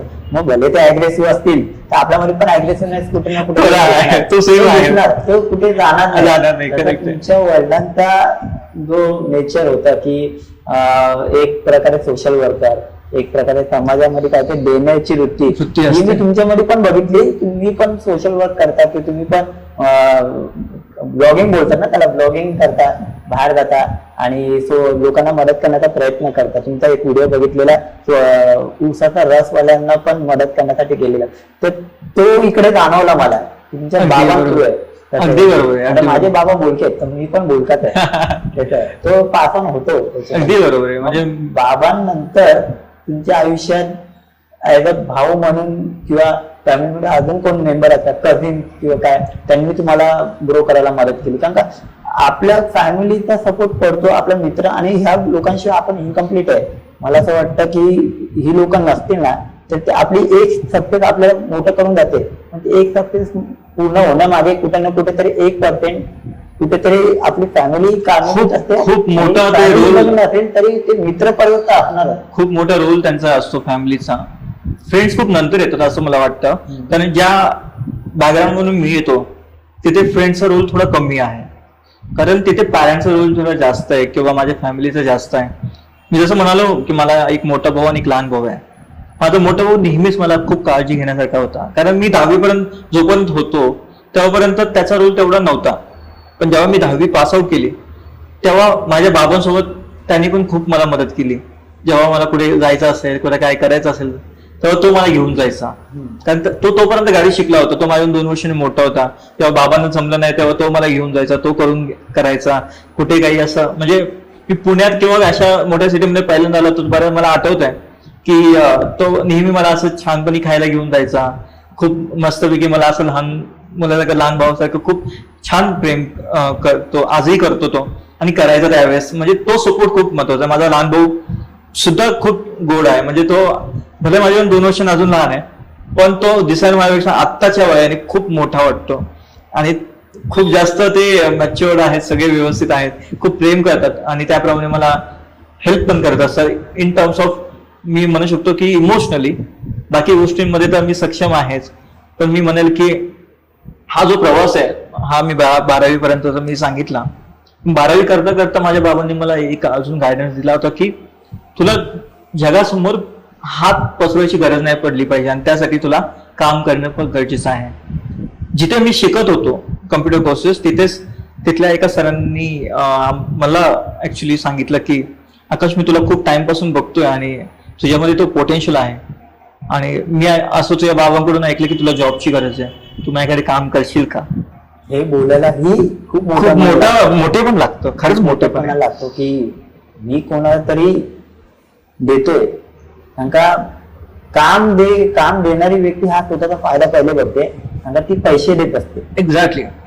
तर तुम्हाला काम देत आहेत म्हणजे हे त्यांनी तुमच्या स्किल बेसिस वरती दिलंय. हा, म्हणजे त्यांनी डिसेबिलिटी साईडला ठेवून त्यांनी माझं स्किल बघून मला, त्यांनी ऑलरेडी एवढे दिवस पाहिलं होतं, त्याच्यावर बेसिसवर त्यांनी मला ऑफर केली. भले मला तेव्हा पगार खूप कमी होता, पण ती जी फिलिंग आहे ना, ती भावना आहे ना, ती एक्सप्रेस नाही करू शकत मी. कारण मी माझ्या पायावर खरं पाय नसताना देखील उभं राहतोय, ही खूप मोठी गोष्ट आहे मला असं वाटतं. आणि त्यावेळेस माझ्या बाबांचे डोळ्यात अश्रू होते. मी काम करायला चालू केलं, दोन्ही नकली पाय घालून तिथे जायचो. मी तिथे as a staff member, as a computer teacher म्हणून काम केलं त्या इन्स्टिट्यूटमध्ये. तिथे काम केल्यानंतर सुद्धा मग त्यांनी त्यांच्याच ब्रांचमध्ये मला रिलोकेट केलं. एक त्यांचं जे ऑफिस आहे, जे टूर्स अँड ट्रॅव्हल्स आहे, तिथे मी चालू केलं. त्यांच्याकडे काम केल्यानंतर मी पहिलं पार्ट टाइम करायचो, नंतर फुल टाइम केलं, प्लस कॉलेज करायचो. कारण मी 12वी नंतरच तुम्हाला प्रवास अजून सांगितलं नाही, कारण 12वी नंतर मी पुण्यासारख्या मोठ्या कॉलेजमध्ये, मॉडर्न कॉलेज ऑफ पुणे, जिथे शिवाजीनगरला आहे, तिथे ऍडमिशन घेतली बॅचलर इन कम्प्युटर ऍप्लिकेशन मध्ये. BCA हा एक मोठा असा आपण म्हणतो ज्याच्यामध्ये कोडिंग वगैरे येतं आणि मग कोडिंगच्या याच्याबद्दल फीस पण खूप जास्त होती. मी अक्षरशः माझ्या बाबांसोबत जाऊन एका बँकेत जाऊन एज्युकेशनल लोन घेतलं, मग ते मी शिक्षण चालू घेतलं. ह्याच्यामध्ये सगळ्यात अवघड असं आहे की मी ज्या कॉलेजला जायचो तिथे 2 वर्ष लिफ्ट नव्हती आणि 4थ्या ते 5व्या मजल्यावर मला चक्क हातावर चालून जावं लागायचं. जिथे माझ्या हातात बॅग तर असायची, पण ते वजन घेऊन सगळे हे करून मला जे आहे ते 40 ते 50 पायऱ्या रोज चढून जायला लागायचे, जे खूप अवघड होतं. एवढं जास्त त्रास व्हायचा तरी पण मी रोज अटेंड करण्याचा प्रयत्न केला. पण मला असं वाटतं कुठे ना कुठे ह्याला जबाबदार कॉलेज पण होतं 2 वर्ष. कारण मला एक टायमानंतर मुलं सुद्धा म्हणायची की रोज कालच तुला मदत केली होती रे, कालच मी तुझी बॅग घेतली होती, किती दिवस तुला मदत करू, काय करू, असं खूप ते बोलायला लागले आणि मला ते खूप असं लागायला लागलं, हर्ट व्हायला लागलं. तर त्यांच्या लाईफमध्ये चालणारे प्रॉब्लेम हे तुम्हाला बघितल्यानंतर, म्हणजे तुमची हिंमत बघितल्यानंतर कधी त्यांना वाटले, कोणी येऊन बोललं तुम्हाला कधी की अरे माझ्या लाईफ मध्ये मला प्रॉब्लेम वाटत होते, पण मला तुला बघितल्यानंतर, तुम्हाला बघितल्यानंतर खूप हिंमत आली आणि मी खंबीरपणे उभा राहिलो. नाही, मला एक चांगला किस्सा सांगायला आवडेल यासाठी, कारण की जिथे मी शिकलोय त्याच टीचर सोबत मी ऍज अ फॅकल्टी म्हणून त्यांचं असोसिएट ते त्यांच्या सोबत म्हणून काम करणं हे त्यांच्यासाठी पण नवीन होतं. तेव्हा मी ज्या शिक्षकांसोबत शिकत होतो आणि त्यांच्यासोबत शिकत होतो आणि त्यांच्यासोबत काम करायला लागलो, त्यांना एक प्राऊड फील होत होतं. कारण त्यांना मला दाखवून मी ऑलरेडी दिलं होतं आणि माझं पोटेन्शियल त्यांना ऑलरेडी माहित होतं, कारण मी किती हुशार आहे. कारण कम्प्युटर माझ्या हातात एवढा जास्त बसला होता की त्यांच्या वेळेस जास्त मला माहित होतं. आता असं झालं होतं, त्या टीचर्सला मी कम्पीट करू शकत होतो असं मला वाटतं आणि त्यांच्यासोबत राहून त्यांनाही कळलं होतं की हा मुलगा हुशार आहे. आणि मला असं वाटतं की बऱ्याच वेळा त्यांनी मला फक्त सांगितलं असेल की आकाश तुझ्यामुळे आमच्यात एक हिंमत येते, एक मोटिवेशन मिळतं तुला बघून आणि तू जे करतोय ते असंच करत राहा, कीप इट अप म्हणतात, नेहमी सपोर्ट करत राहतात. पण कुणामुळेही मला या जॉब किंवा अशा कंडिशनमुळे त्यांनी मला खाली पण नाही दाखवलं किंवा तू काहीतरी वेगळा आहे असं नाही सांगितलं, असं मला वाटतं. हे माझा प्रश्न हा होता की तुम्हाला असा किस्सा कुठला आठवतो का? म्हणजे तुम्ही सांगितलं ते बरोबर, पण कुठला असा किस्सा जास्त ते मेमोरेबल आहे की अरे ह्या व्यक्तीने मला हे सांगितलं, म्हणजे अजून तुम्हाला ऊर्जा आली की अरे मला अजून 10 लोकांना इन्स्पायर करायचं, असा वाला दृष्टीने कुठला किस्सा आहे तुमच्याकडे? मी असं म्हणेल की ज्यांच्याबद्दल मी उल्लेख केला, जे सर सागर सर नाव होतं त्यांचं, ज्यांनी मला जॉब दिला पहिल्यांदा, त्यांनी ऍक्च्युली फक्त एक ट्रायल म्हणून मला स्टार्टिंगला घेतला होता, बघायचं की ह्याला कितपत जमतंय. कारण आपण जे शिकतो ना कम्प्युटर एज्युकेशनमध्ये, कोर्सेसमध्ये, ते खरं तर रिअल लाईफमध्ये किंवा काम करताना इम्प्लिमेंट नाही होत. खूप काही गोष्टी असतात ज्या ऍक्च्युअल काम करताना फरक पडतो. मग तिथे ऍक्च्युली मग तिथं त्यांनी शिकवणं चालू केलं, त्यांनी मला गायडन्स देणं चालू केलं. पण मला असं वाटतं की तो किस्सा आहे की मला ते जे सर म्हणायचे की तुझी जी काम करण्याची प्रवृत्ती आहे किंवा डेडिकेशन आहे ना, ते सगळ्यांपेक्षा खूप वेगळी आहे आणि ती एवढी चांगली आहे, त्याच्यामुळे तुझं जे पॉझिटिव्ह थिंकिंग आहे त्याच्यामुळे तुझ्याकडून काम करून घेण्यात मला वेगळं पण वाटत नाही. ते सेम आहे आणि त्याच्यापेक्षा जास्त तू दुसऱ्या लोकांपेक्षा जास्त तू प्रोडक्टिव्हिटी देतोय आणि चांगलं काम करतोय आणि त्यांना बिझनेस पण होतोय. तो सगळ्यात महत्वाचा मला असं वाटतं की तो असेल, तो एक मुद्दा असेल. आणि मी त्यांचा जॉब सोडल्यानंतर सुद्धा जेव्हा शिवाजीनगरमध्ये सायबर कॅफेमध्ये बिझनेस सेटअप करत होतो, त्या सरांसोबत मला आठवतं की पहिल्यांदा त्यांच्याकडे फक्त एक सायबर कॅफे टाईप होतं की जिथे लोक येऊन फक्त त्यांची कामं करून जायची, बसून त्यांचं टायपिंग किंवा काय असेल बघून जायचं. पण एका टायमाला तुम्ही त्या मुलांना सवय लावली आणि त्या सरांनी सांगितलं की मी असे काही ऍप्लिकेशन फॉर्म भरू शकतो जे गव्हर्नमेंटला आपण जॉबला अप्लाय करतो किंवा स्कूल कॉलेजेसमध्ये करतो. आणि तेव्हा ते सांगितलं, मी प्रपोजल दिला, तर हळूहळू तो सेटअप व्हायला वेळ लागला.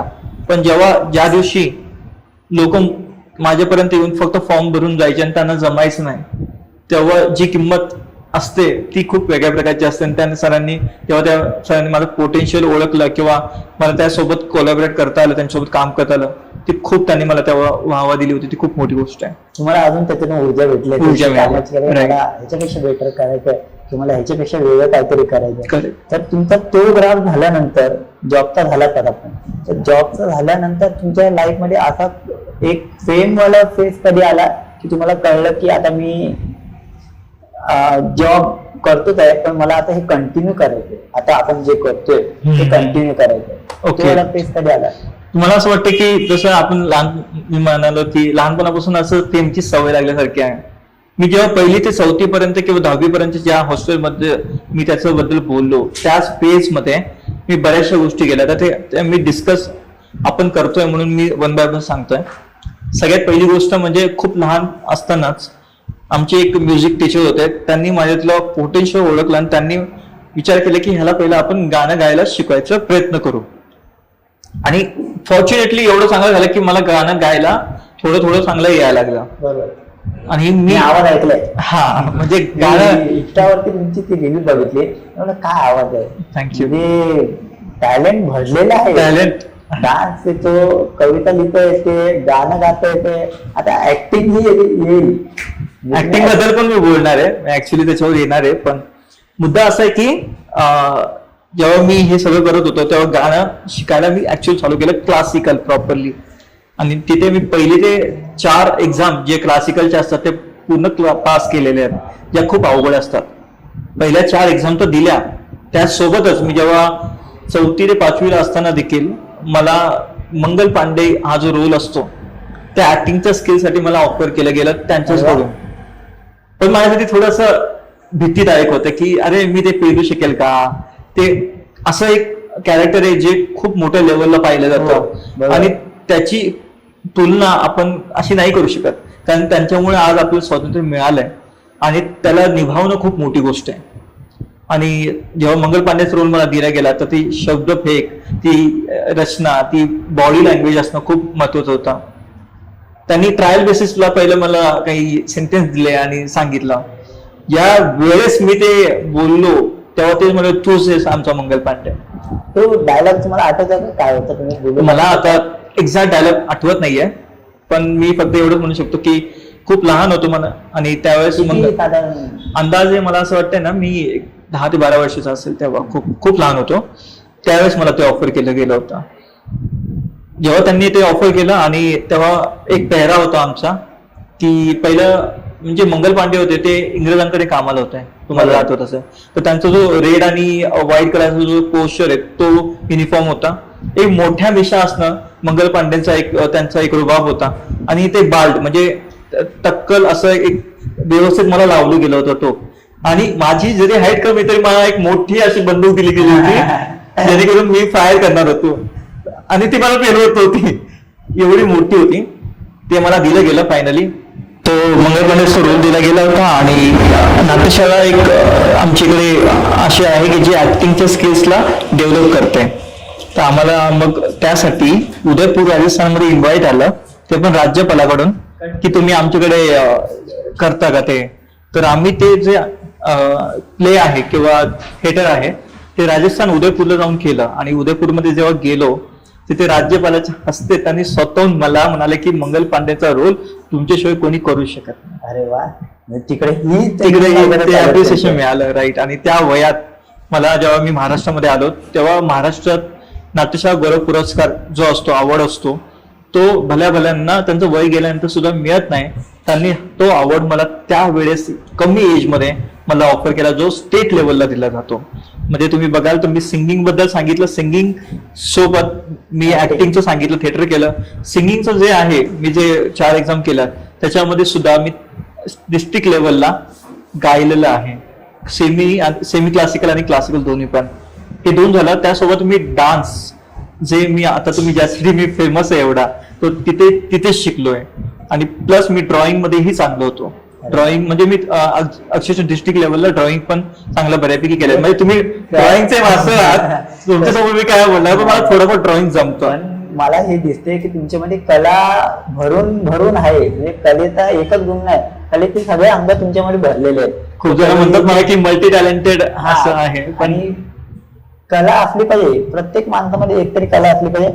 मग तो कुठेही काम करत असू दे, म्हणजे तो कॉर्पोरेट मध्ये असू दे, कुठेही असेल, कशाही रिलेटेड काम करत असेल, पण एक त्याच्यामध्ये एक पॅशन असली पाहिजे. आता माझा मित्र आहे ओंकार मुळीक नावाचा, तो IT सेक्टर मध्ये आहे, पण तो पेटी वाजवतोय. तो कामावर येऊन किंवा क्लासेस करतो, पेटीचा शिकतो. त्याची वाईफ आहे, ती वाईफ पण गाते, तिला ही गाण्याची आवड आहे, तीही कला गुणी आहे, म्हणजे ती आवड जपतात. माझा मित्राला टाइम नसतो, तो तिकडे वेळ काढतोच होता कधी.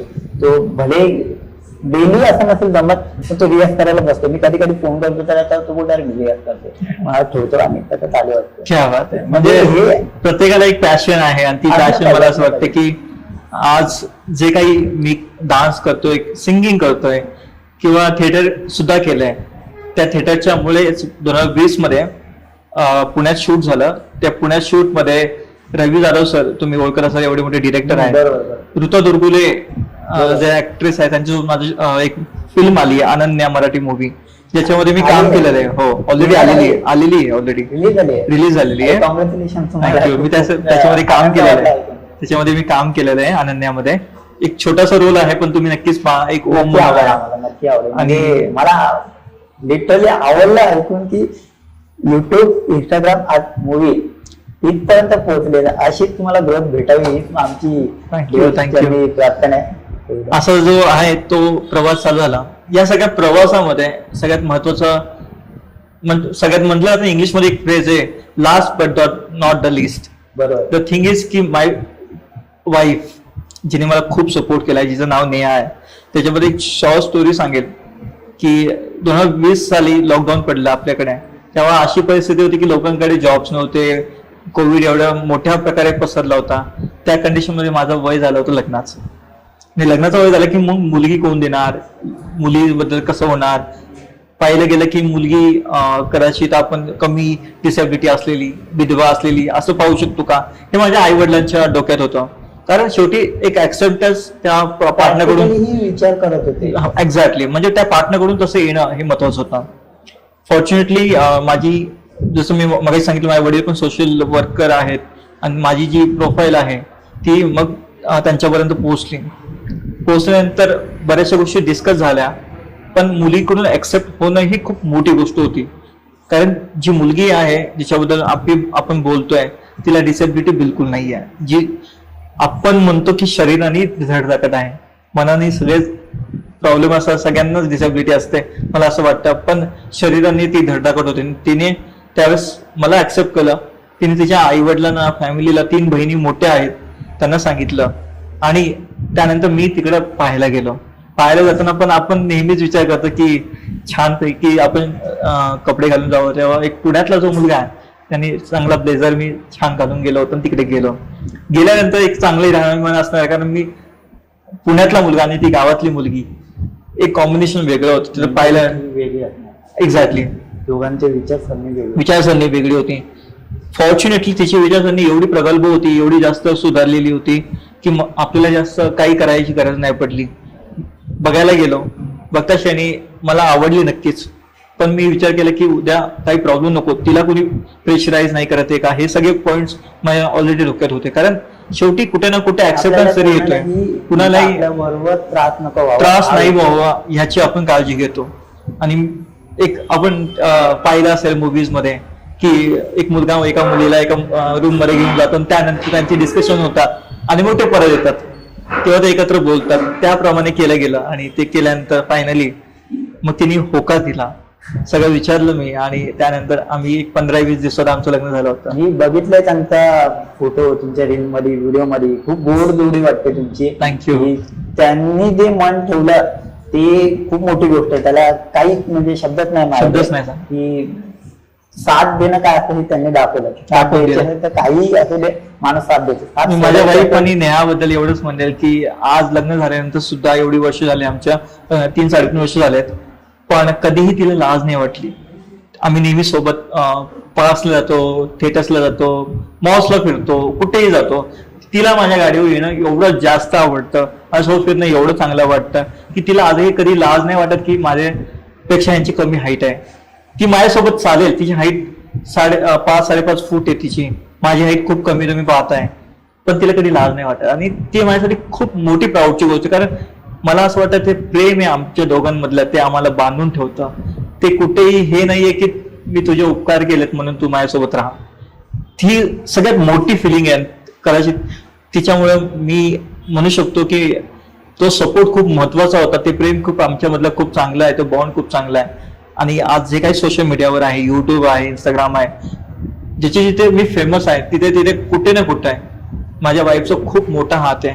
कारण आफ्टर द फॅमिली वाईफचा सपोर्ट असणं खूप महत्वाचं असतं आणि तो तिच्याकडून मिळाला. प्रत्येक शूट मध्ये बरेच वेळेस कॅमेरा तिला पकडायला लागतो, मोबाईल तिला पकडायला लागतो, कधी कधी जे स्टँड आहेत ते कधी कधी तिला हँडल करावं लागतात. पण कधी तिने चू नाही केली, पण तिने खूप मदत केली. कदाचित मला वाटतं की तो सपोर्ट खूप चांगला आहे, तो प्रेमळ आहे, तो एवढं चांगला आहे, ते शुद्ध प्रेम आहे.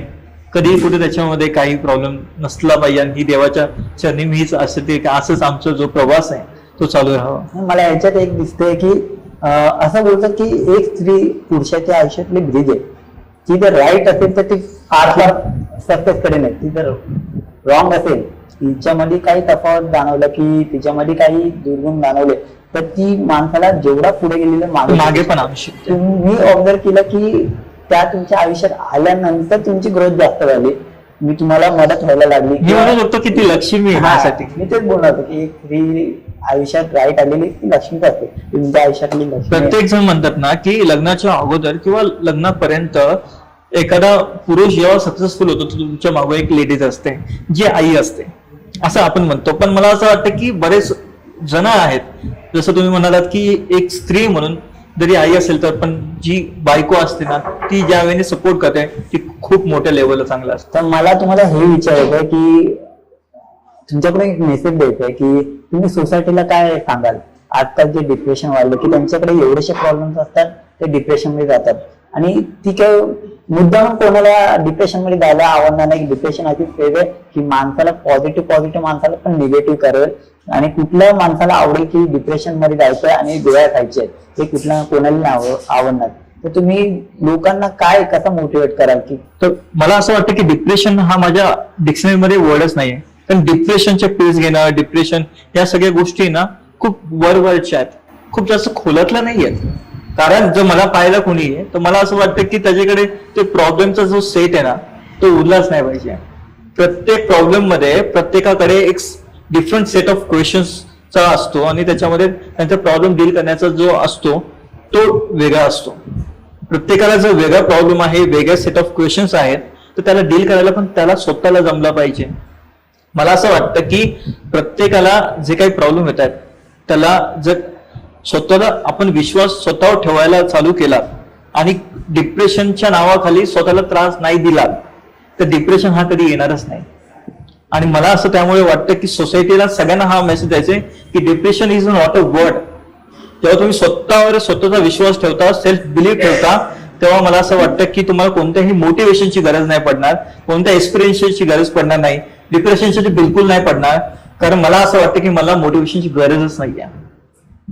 कुणालाही मोटिवेशनची गरज नाही पाहिजे, कारण मोटिवेशन आपल्या स्वतःमध्ये आहे. मोटिवेशनची गरज तेव्हाच पडते जेव्हा तुम्हाला स्वतः विश्वास नसतो आणि तुम्ही स्वतः खमकर नसता.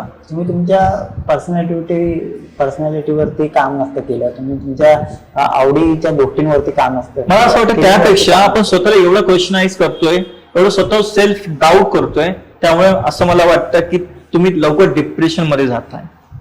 डिप्रेशनचा हा कन्सेप्ट हा खूप वेगळा आहे.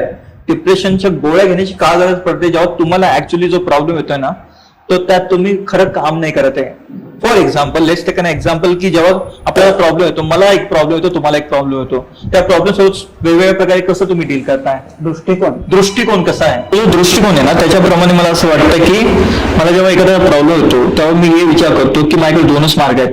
एकतर त्या प्रॉब्लेमला घेऊन मी रडत बसेल किंवा त्याच्या मी बाहेर काढून त्याला एवढं चांगलं डिफीट करेल की खूप पुढे जाईल.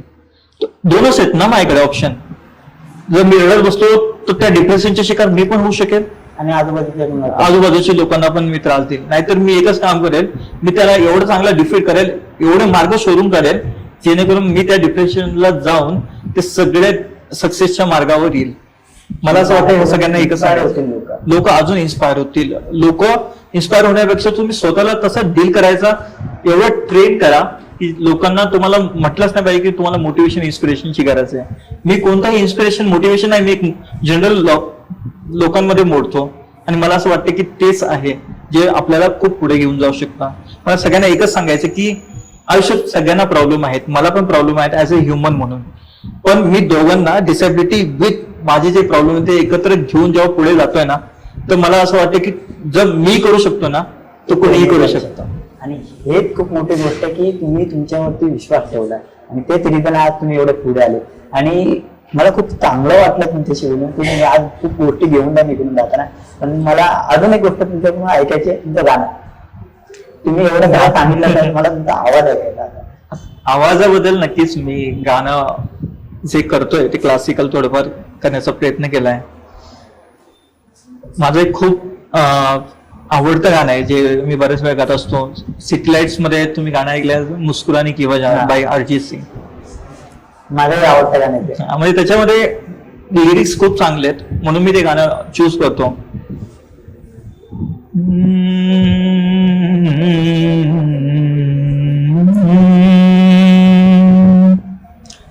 मुस्कुराने की वजह तुम हो,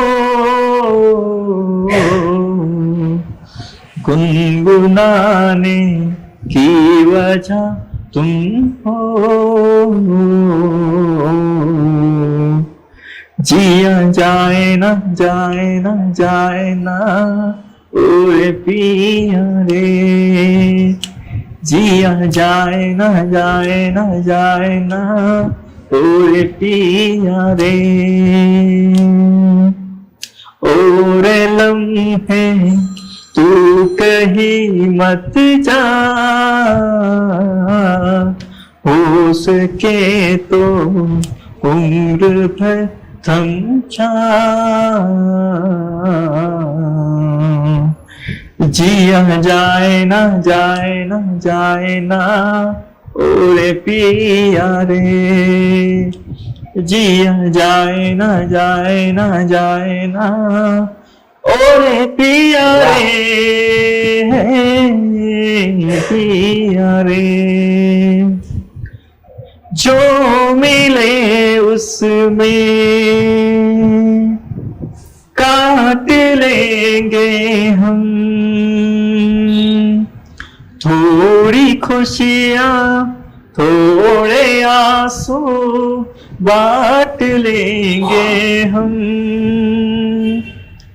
जो मिले उसमें काट बांट लेंगे हम, थोड़ी खुशियाँ थोड़े आंसू बांट लेंगे हम, जिया जाए ना जाए ना जाए ना ओए पिया रे, जिया जाए ना जाए ना जाए ना ओरे पिया रे, पिया रे. वा, खूप मला आवडला. खूप खूप रील मध्ये जसा आवाज होता तो आज प्रत्यक्षात ऐकायला थँक्यू. भेटला. मला खूप भाग्य आहे की मला तुम्हाला भेटण्याची संधी भेटली आणि मी खूप गोष्टी घेऊन चाललोय इकडून जाताना. म्हणजे मी एक मोटिवेशन घेऊन चाललोय, मी एक जगाकडे बघण्याचा दृष्टिकोन घेऊन चाललोय, मी कसं राहायचं तेही घेऊन चाललोय की विचाराने कसं राहिलं पाहिजे. किती संकट आले, किती प्रॉब्लेम आले, तर माझ्याकडे आज दृष्टिकोन असेल की मला कसा फेस करायचं. तुम्ही मला वेळ दिला त्याच्याबद्दल मी तुमचे खूप खूप आभार मानेन. थँक्यू. तुम्ही तुमच्या एवढ्या बिझी शेड्यूल मधून येऊन मला वेळ दिला, मला नाही म्हटलं आणि आपला एक हप्ता आधीच बोलणं चाललेलं की कसं करायचं, काय करायचं, कसा टाइम हे करायचा. तुम्ही एक हप्ताच्या आधी मला नाही बोलू शकला असतात त्या 4-5 दिवसात, पण तुम्ही तुमच्या कमिटमेंट वरती स्टेबल राहिला. एवढं मोठं नाव असून सुद्धा देव करो तुम्हाला अशीच प्रगती देव आणि असंच आम्हाला तुमच्याकडे नवीन नवीन गोष्टी ऐकायला भेटले. तुमच्या येणाऱ्या मूवीसाठीही तुम्हाला खूप खूप आभार, खूप खूप धन्यवाद. आणि मी तुमच्यासाठी एक गोष्ट आणली ती दाखवायची मला. ते आणलं ते तुम्हाला दाखवायचं, ते तुम्हाला द्यायची इच्छा झाली. क्या बात है. देव करो तुम्हाला खूप त्यांच्याकडून भेटेल. वा वा वा वा. श्री स्वामी समर्थांच्या भिवू नको मी तुझ्या पाठीशी, असं मला वाटतं. आणि ते तुमच्या कायम पाठीशी राहतील. अगदी बरोबर आहे. क्या बात आहे. तुम्ही बघू शकता की हे मी स्वतःच्या हाताने काढलेले आहे. सर, करण सर हे स्वतः खूप ड्रॉइंग टीचर आहेत आणि एवढं छान व्यवस्थित त्यांनी दिलंय. खूप खूप अमोल आहे. मी थँक्यू म्हणेल त्यांना की एवढी छान भेट आणलीत. खरंच मनापासून थँक्यू. Thank you so much. मला फ्रेमिंगला वेळ नाही भेटला, नक्कीच मी फ्रेमिंग केलं असतं, पण काही हरकत नाही. धन्यवाद, आभार. तुम्ही तुमचा वेळ दिलात. आपण आज इकडेच थांबू आणि इकडचा आजचा पोर्टल संपेल. नक्की भेटू आपण परत एक नवीन कधी ना कधी सुरुवात करत आपण एकमेकांना. Thank you Karan sir. Thank you for inviting. Thank you.